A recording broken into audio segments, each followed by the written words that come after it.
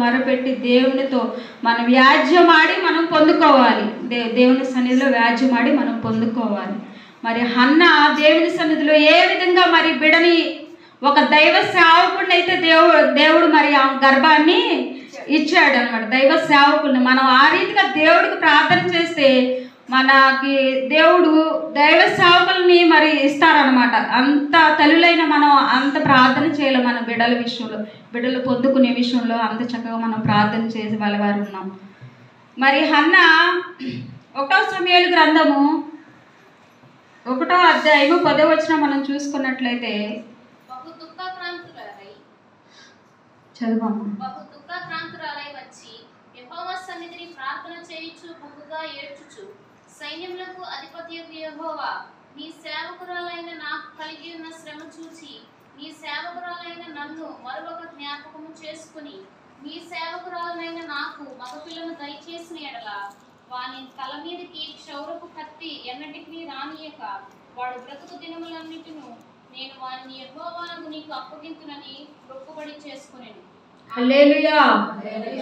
చూడండి, మరి హన్న ఏ విధంగా మొక్కుబడి చేసుకుందండి. మనం మొక్కుబడి దేవుని సన్నిధిలో మొక్కుబడి చేసుకుంటే మరి అది ఏ విధమైన మొక్కుబడి ఉండాలి. దేవుని సన్నిధిలో మొక్కుబడి చేసుకుంటే మరి ఏ విధంగా మొక్కుబడి చేసుకుందంటే, నేను గర్భం ధరిస్తే, దేవుని వల్ల నేను గర్భం ధరిస్తే నా బిడ్డని నేను సేవకు అర్పిస్తానని హన్న మొక్కుబడి చేసుకుంది. బహు దుఃఖాక్రాంతురాలై దుఃఖముతో మూలుగుచు ఏడుస్తూ దేవుని ఆత్మతో మాట్లాడుతుంది అనమాట. తన ఆత్మని దేవుని సన్నిధిలో కుమ్మరిస్తుంది. నాకు ఒక మగపిల్లాడిని దయచేయి నాయనా, నేను నీ సన్నిధిలో సేవకు అర్పిస్తానని ఒక మొక్కుబడి చేసుకుందాం. మనం ఏదైనా మొక్కుబడి చేసుకుంటే దాన్ని చెల్లించిన వారమై ఉండాలి. మన దేవునికి మొక్కుబడి చేసుకుని మన పనులు మనం చేసుకుంటాం, మన కుటుంబాలు సంతోషంగా ఉంటాయి, అందరం సంతోషంగా ఉంటాం. ఆ మొక్కుబడి పక్కన పెట్టేస్తాం. అలాగుండకూడదమ్మా. అలాగుంటే మనం దేవుని సన్నిధిలో శాపగ్రస్తులం అవుతాం.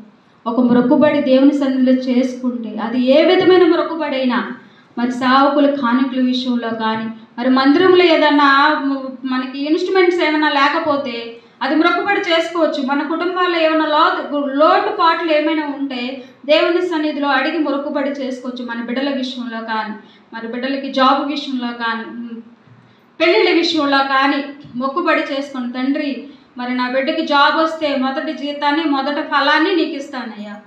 మరి కుటుంబంలో ఏదైనా కూడా కూరగాయల విషయంలో కానీ ఏ విషయంలోనైనా మొదట అది దేవునికి అర్పణగా ఉండాలి. దేవుని సన్నిధిలో అర్పించే వారమై మనం ఉండాలి.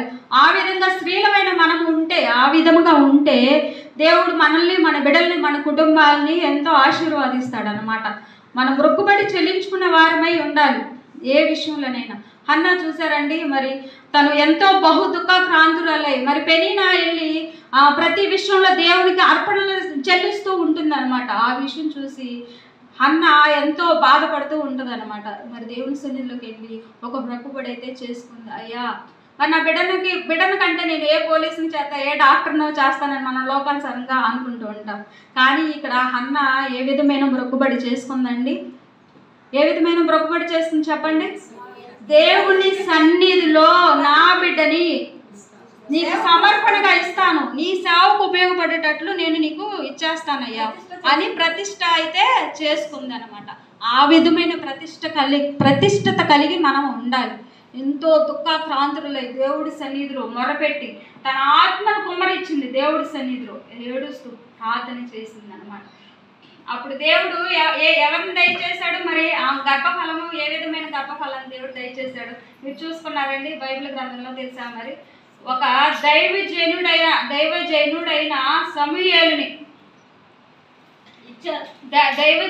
సమూయేలుని గర్భఫలాన్ని మనుషుల దయందును దేవుని దయందును వర్ధిల్లడం.